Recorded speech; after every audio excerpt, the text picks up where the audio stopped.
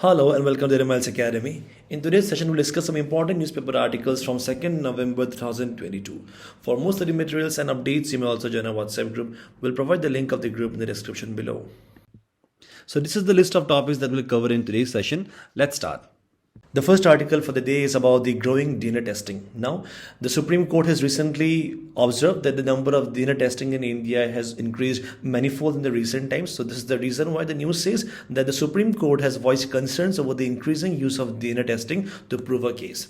So through this article, we'll try to learn about the provisions of DNA testing, about the government intervention in this. So this can be important from GS paper to government policies and intervention point of view. And also we'll try to acquire some knowledge about how DNA works. So it can be important from science and technology point of view as well. Now this has been taken from the Indian Express. Now DNA, I think everyone should know that the full form is deoxyribonucleic acid. Now DNA testing जो है इसे genetic testing भी कहा जाता है, जैसा performed on a sample of blood, hair, skin, ठीक है, तो ये सारा चीजों में किया जाता है and this is done for various purposes. So you must have heard about the term in serials like CID या crime patrol में जहाँ पे criminals को identify करने के लिए यूज किया जाता है DNA testing. ठीक है, तो DNA testing का एग्जांपल आप बता सकते हो about the DNA paternity test के बारे में जो डिटरमाइन करता है if a man is the biological father of a child or not. Okay. So as I was saying about the current context, more and more complainants are seeking DNA tests. Such requests are increasing by around 20% each year.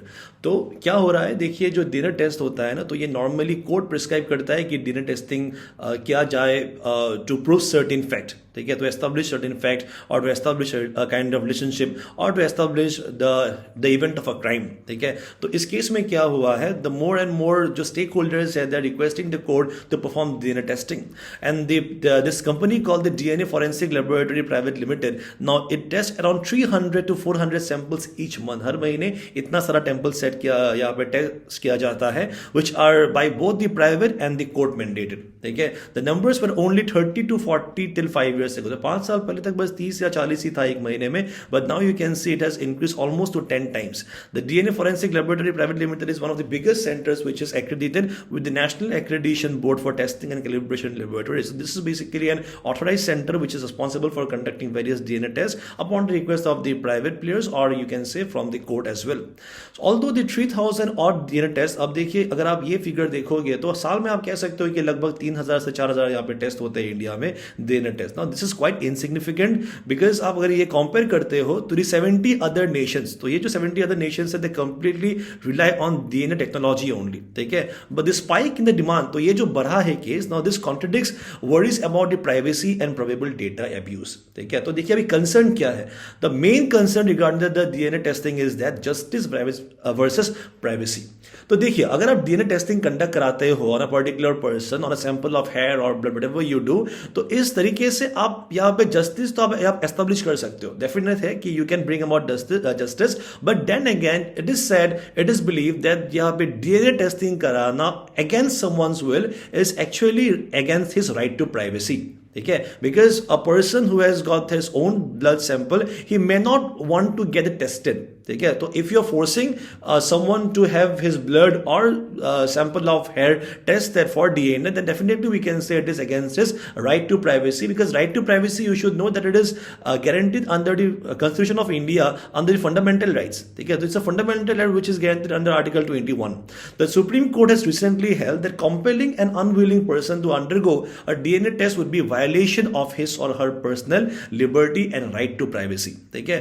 The court is turning the spotlight on the spreading use of a technology that aids the cause of justice. अब ये जो DNA जो हम यहाँ पे testing करते हैं, definitely it is an impact or you can say there is definitely it is a dimension of technology only, लेकिन जो technological advancement है, this is going against the privacy or against the privacy of the person. तो यहाँ पे justice तो आ जाता है on one hand, but again violates privacy on the other hand. Now let's learn a little about the DNA. So DNA stands for deoxyribonucleic acid. It is an organic molecule with a complex molecular structure. So this is how a DNA strand look like. The DNA molecule strands are made up of a long chain of monomer nucleotides, ठीक है. तो यहाँ पे आप आपको क्या मिलेगा, you'll find a long chain of monomer nucleotides. It is arranged in a double helix structure. So this you can see, it is arranged in the kind of a double helix structure. So James Watson and Francis Crick discovered that DNA is a double helix polymer in 1953. These names can be important for prelims. It is essential for the transfer of the genetic characteristic of the living being from one generation to the other generation. So you should know कि जो genetic information है is all of the information stored in our DNA, ठीक है, which is passed on to the next generation through the help of this DNA only, right? So this is the reason why it is essential. The majority of DNA is found in the cell nucleus, so it is called nuclear DNA, ठीक है, nucleus में पाया जाता है तो इसे nuclear DNA कहा जाता है. And this you can see adenine, then thymine, then guanine and psilocin. Now these are the 4 nitrogenous bases which are a part of the DNA, and this is how the information is stored and it has been passed to the next generation. So now that we have certain knowledge about the DNA, about the working of DNA, now let's try to learn about the DNA testing as well. So DNA is a very powerful tool for investigation because no two people can have the same DNA except in the case of identical twins. So this is the one reason why we rely, why the organizations, or you can say why the inquiring जो investigation agencies रहते हैं, how they depend on DNA. This is the reason because the DNA जो है वो person to person वो unique रहता है, ठीक है. It is only same or identical in the case of twins, but other than that वो different रहता है. So this is the reason why it may help us in establishing certain real facts and also in establishing कि who has committed a particular crime or who the parent is. So DNA और genetic test जो है, they are performed on a sample of blood, hair, skin or amniotic fluid. The amniotic fluid, you should know, it is the fluid that surrounds a fetus during pregnancy. तो ये सारा sample हम collect करते हैं और हम test करते हैं, हम यहाँ पे sampling करते हैं, and we also see कि who basically the real parent is, ठीक है.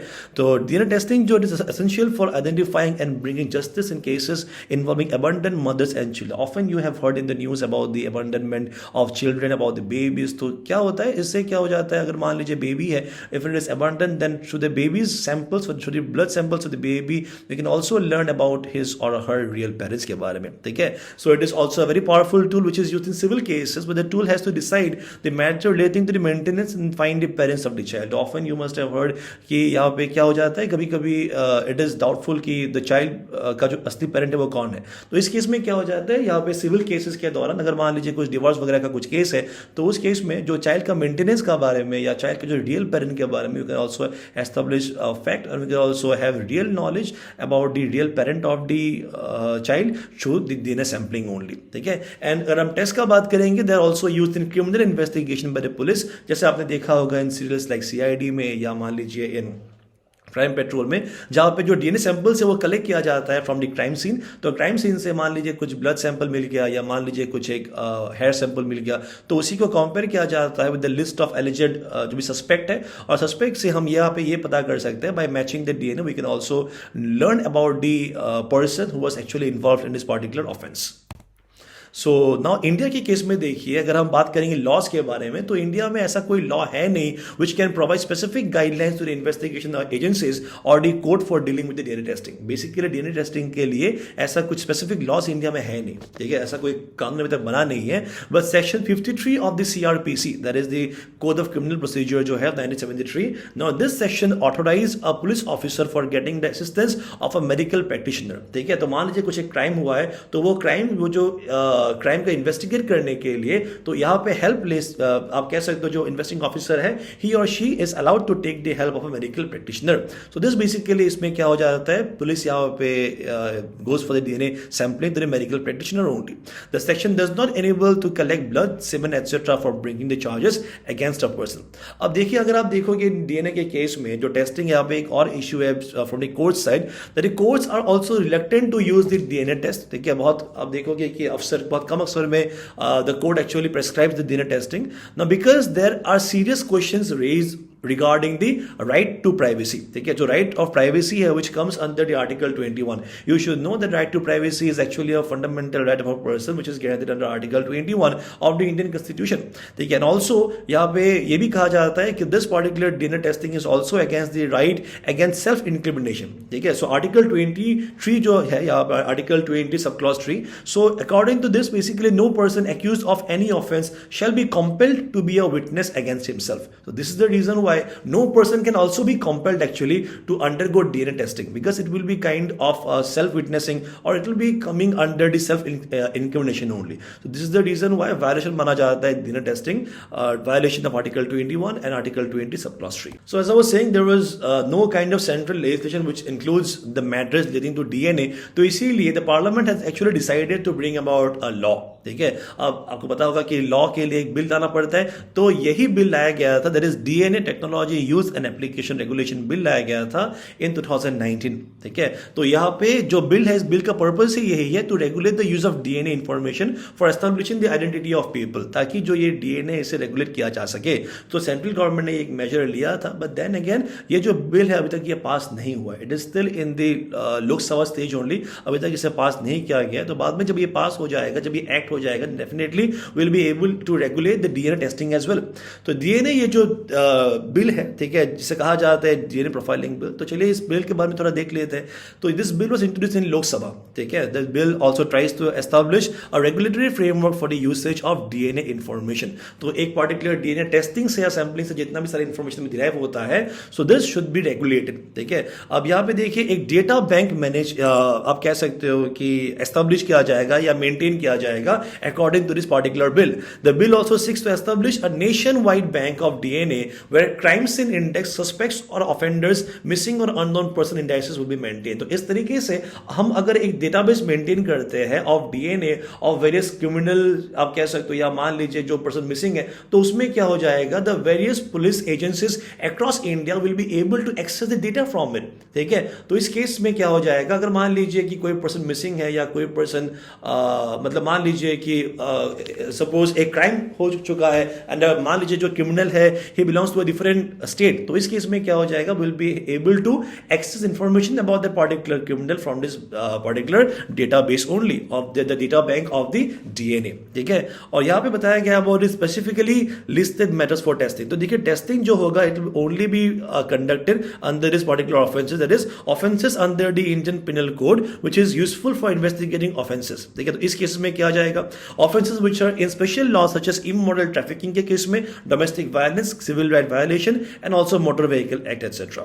And in civil matters in which there is a paternal dispute, अगर यहाँ पे कुछ भी dispute है, conflict है regarding the आप कह सकते हो कि the real parent, इस केस में भी where it is necessary for a DNA test, तो इस केस में भी identified for the identification of the parent of the child के लिए भी DNA testing कराया जाएगा according to this particular act or the bill. तो ऑफेंसेस देखिए यहाँ पे कुछ ऑफेंसेस के बारे में बताया गया है व्हिच विल बी, अगर जब ये पास हो जाएगा तो this will be believed as offences and the offender also will be punish accordingly.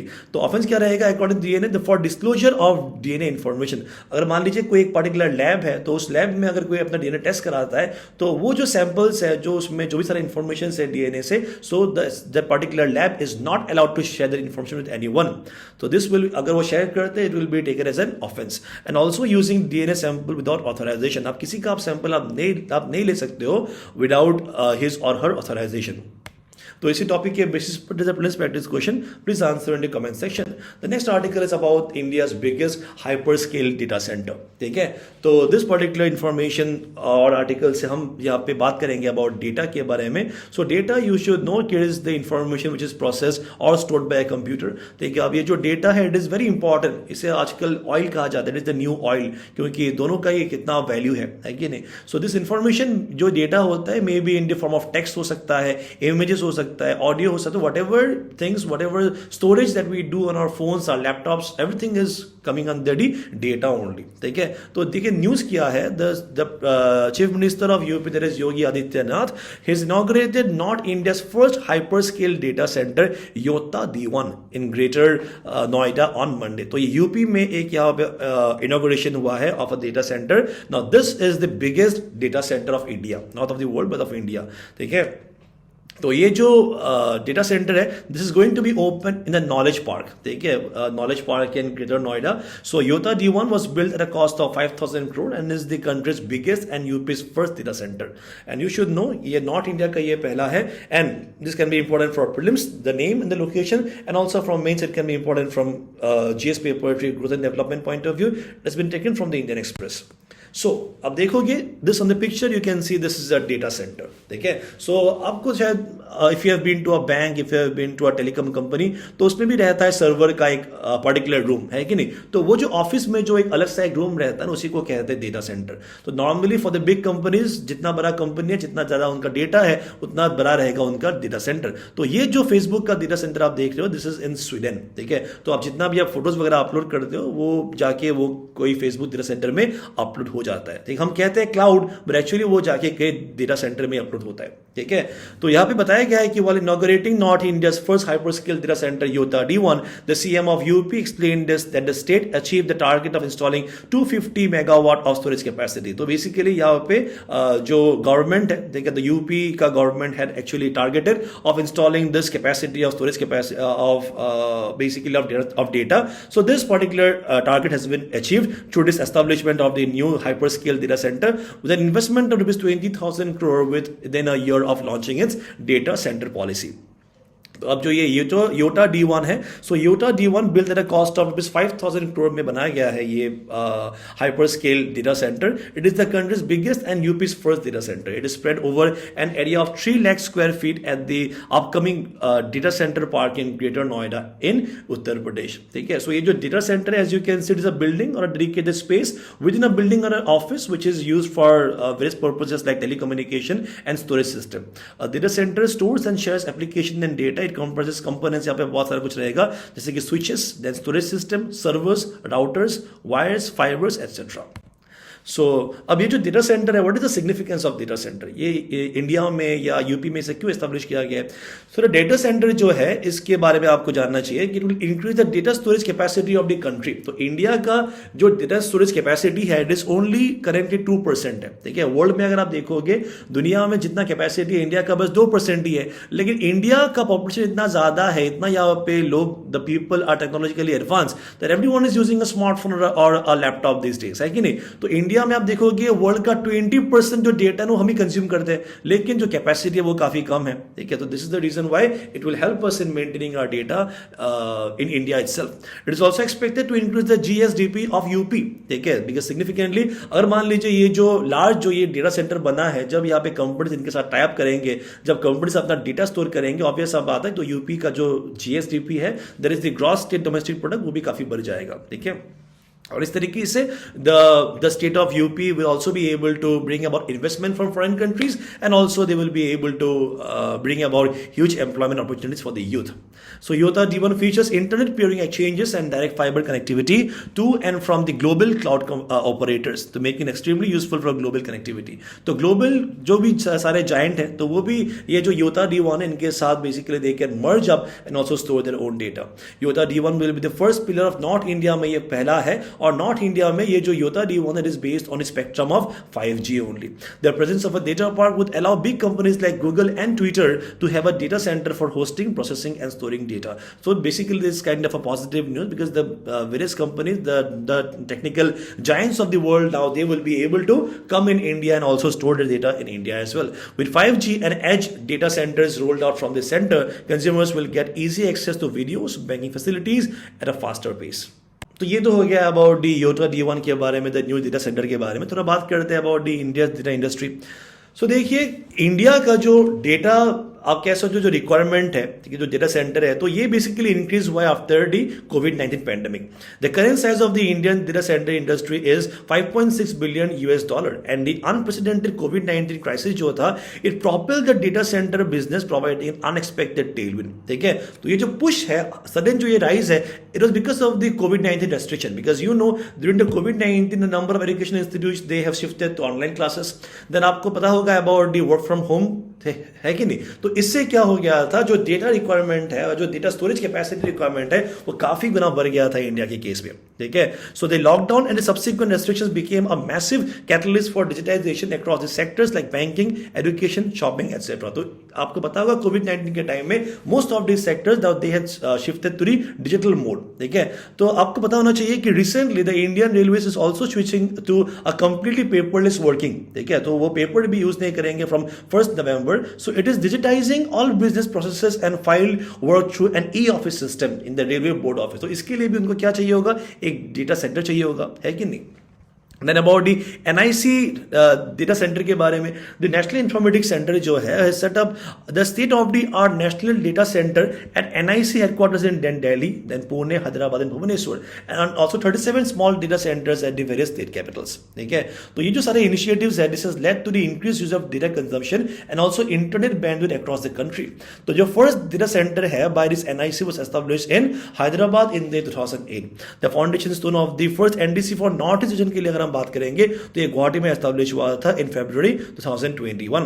तो present and upcoming data centres की अगर हम यहाँ पे बात करेंगे तो अब देखिए, you should no this NDC जो है ना, ये जो नेशनल डेटा सेंटर है, now this NDCs form the core of e governance भी है. ठीक है, आपको पता होगा कि आजकल जो गवर्नमेंट है now it is complete shifting online, e governance हम कहते हैं. तो ई गवर्नेंस के लिए भी जो भी सारा डेटा होता है उसे मेंटेन किया जाता है, स्टोर किया जाता है इन दिस एनडीसीज ओनली. ठीक है, एंड प्रेजेंट अगर हम देखेंगे अपकमिंग सिनेरियो के बारे में, there are currently 138 data centers across India with at least 57% of the current IT capacity being in Mumbai and Chennai में ही है. ठीक है, अब the Indian जो data center का इंडस्ट्री है, its capacity is expected to witness a 5-fold increase. यहाँ पे 5 गुना बढ़ जाएगा, involving investment of ₹1 to 1.2 lakh crore in the next 5 years में.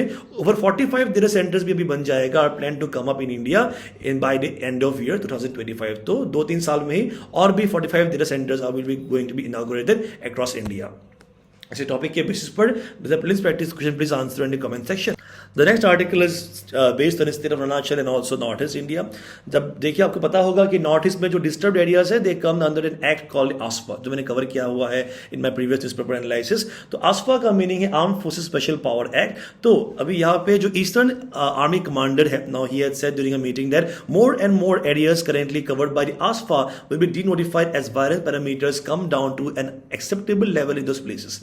तो आसपा कहाँ पे लगाया जाता है, जो जगह डिस्टर्ब है. तो अगर वहां पे वायरस कम हो जाता है तो उन सारा regions from the north east और from Arunachal Pradesh, now they would be taken out from the AFSPA. ठीक है, it's a very great thing. So it can be important for prelims and from mains, it can be important from GSP north east insurgency point of view, and that has been taken from the Arunachal time. So the news says that Eastern Army Commander Lieutenant General R.P. Kalita has said that more and more areas covered by the ASFA will be denotified as violence parameters come down. तो जैसे ही violence यहाँ पे कम हो जाएगा, यहाँ पे जितने भी सारे जगह है, they will also be taken out from ASFA. He said that there has been a considerable drop in violence in the last 9 months in the insurgency affected areas of the northeast, leading to ASFA denotification from certain areas. तो बहुत सारे जगह already ASFA से निकाल दिए गए हैं because violence बहुत ज्यादा ड्रॉप हो चुके हैं इन दी लास्ट 9 months. अब यहां पे देखिए अब ये जो पॉसिबिलिटी है, दिस जो ये लेस और ड्रॉप ऑफ वायलेंस है, this has been possible because of the government intervention and also because of the sacrifice that has been made by the Indian arm forces in ensuring that violence parameters are brought down to acceptable level. ठीक है, तो ये जो AFSPA है, now it was withdrawn from several places in Nagaland, Assam and Manipur from 1 April 2022. ठीक है, so recently you should know that Assam chief minister, ये कल परसों का ही न्यूज है जहां पे हिमंता बिस्वा शर्मा जी ने कहा है on Monday that his government is considering the option of facilitating AFSPA withdrawal from 2 more locations, और भी 2 जगह से ये निकाल दिया जाएगा.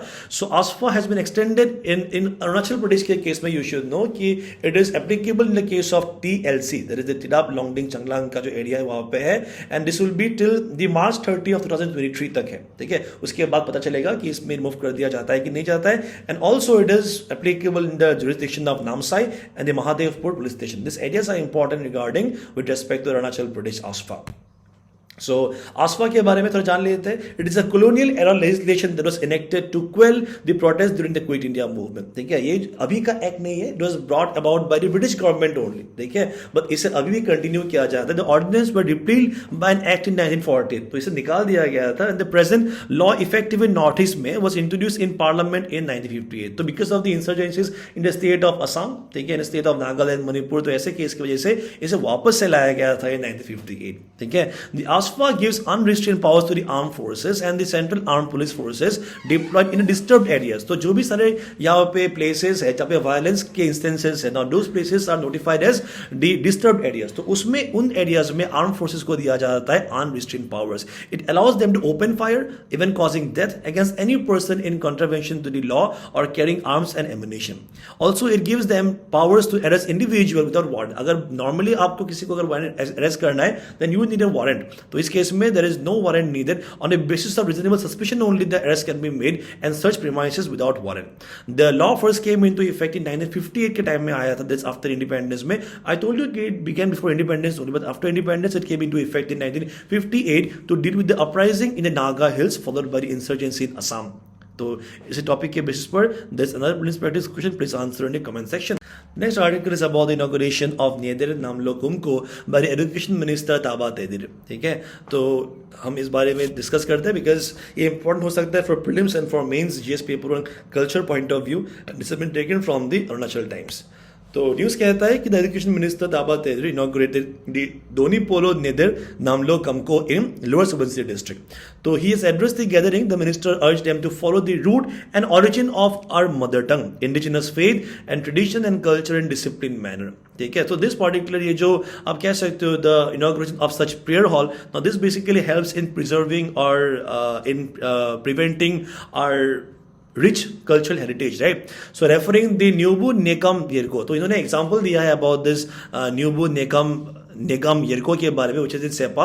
तो where indigenous Nishi tradition, culture, rituals, etc. are being taught to primary level student. ठीक है, तो ये जो prayer halls है यहाँ पे imparting of education is also been done, which is based on tradition, culture. तो उन्होंने अर्ज किया है तो various prayer halls, to various district authorities आप कह सकते हो locations में, ताकि वो भी ऐसे इस तरीके का initiatives आप कह सकते हो कि undertake करें to preserve the original faith and culture within the tribal ethos. Effort should be made to introduce cultural tourism in Arunachal as there is potential of it due to the rich, diverse culture and tradition of the state. You know that Arunachal is known for the huge number of tribes and the sub tribes. तो इसी कारण उनका जो culture है, जो ethos है, तो इसको propound करने के लिए भी we can promote our cultural tourism in Arunachal Pradesh.